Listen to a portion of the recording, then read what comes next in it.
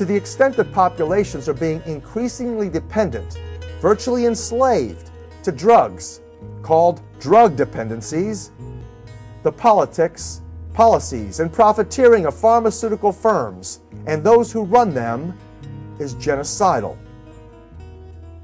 Most people realize that wars of any kind make money for arms dealers, industry manufacturers, and stocks, bonds, and futures investors. The wars against infectious diseases and cancers is no different. The war on cancer, the war on AIDS, the battle against breast and prostate malignancies, colon cancers, children's tumors, diabetes, and heart diseases is no different. Many industries and officials thrive off of this sickness. Could all of these declared wars, including the war on terrorism and medically frightening bioterrorism, be part of an economic and political ploy by inside traders or un-American traitors, wielding the mass media for deception? Let's see. In 1963, as the plot to assassinate President John F. Kennedy was being hatched, a global policy think tank met at Iron Mountain near Hudson, New York to discuss the possibilities for economic sustainability in a world without war. You may have heard it said that money makes the world go round. Well, most intelligent people knew at that time that war economies kept bankers and businessmen most profitable. So the big question asked and answered in the report from Iron Mountain on the desirability and possibility of peace regarded the possibility of transitioning into the 21st century, keeping growing populations manageable and large corporations in business. The participants at Iron Mountain considered the functions of war as necessary for political, economic, and social progress. The functions of war, they wrote, are, quote, essential to the survival of social systems we know today, end quote. Under political requirements, the report stated, quote, a viable political substitute for war must posit a generalized external menace to each society of a nature and degree sufficient to require the organization and acceptance of political authority, end quote. In other words, a form of controlled life with threats other than large-scale devastating wars was considered. A way to control populations without destroying expensive infrastructures, roads, utilities, and real estate, as in past world wars. This report provided economic substitutes for war and suggested developing a comprehensive social welfare program and a giant open-ended space research program, both of which we have today. Political substitutes for war included, quote, an omnipresent, virtually omnipotent international police force, end quote. The current global war on terrorism assures this. And fictitious alternate enemies, about which this documentary speaks, is evident in today's focus on terrorism. But who are the deadliest terrorists, really?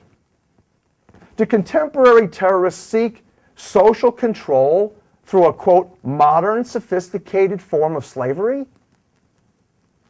Ecological bioterrorism and human genetic destruction was also recommended by the report from Iron Mountain think tank. They suggested a, quote, comprehensive program of applied eugenics, end quote.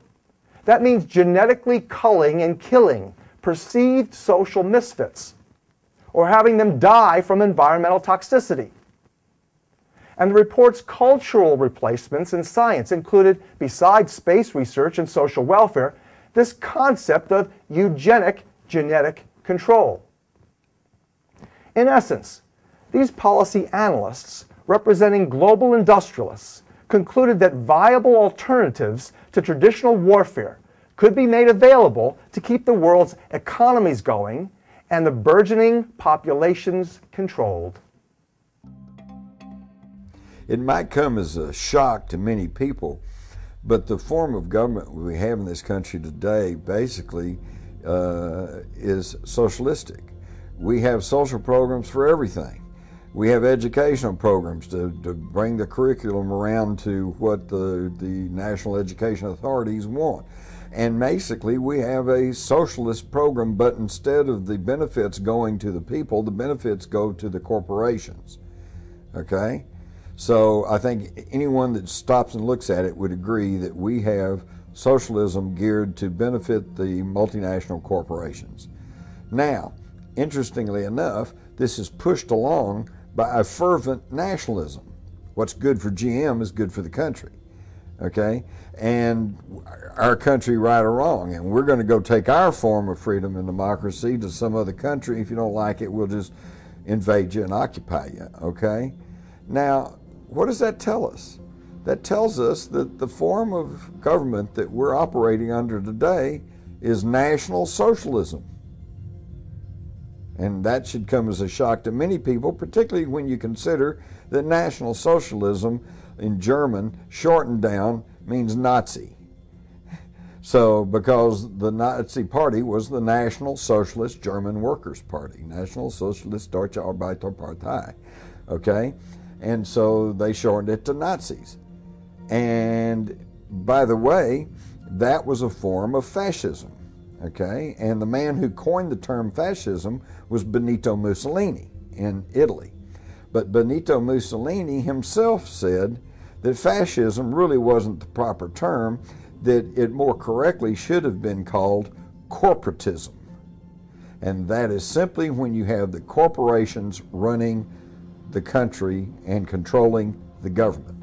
Now, this is what we saw in fascist Italy. This is what we saw in Nazi Germany. But the difference is this. In those countries, but before World War II, the state took over the corporations. In the United States today, the corporations have taken over the state. But the end result's the same.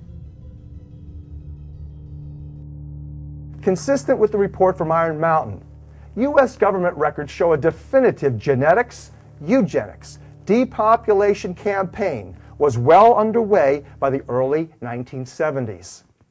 Here, for instance, is a copy of a National Security Memorandum 200, which called for massive Third World depopulation. This was compiled by request of America's nuclear weapons guru, Dr. Henry Kissinger, the U.S. National Security Advisor under Richard Nixon, overseeing CIA, FBI, and foreign policy.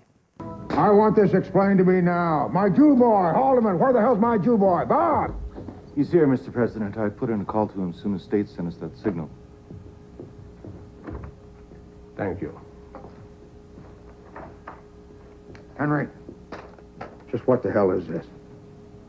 That, evidently, the State Department has been eavesdropping. And a good thing, too. How else would I ever hear about what it is you're actually doing around here? Mr. President, I would never keep anything from you. Surely the day-to-day details of how I achieved the policy. Henry, we can't have the receivers calling plays the quarterback doesn't know. Is this signal correct? Well, you see, this is the point, Mr. President. We cannot truly say. Not at the moment. Yes, I can see that, but you know how I hate it when State needles me about you running a secret foreign policy and cutting them out. Yes, I do, Mr. President. I do.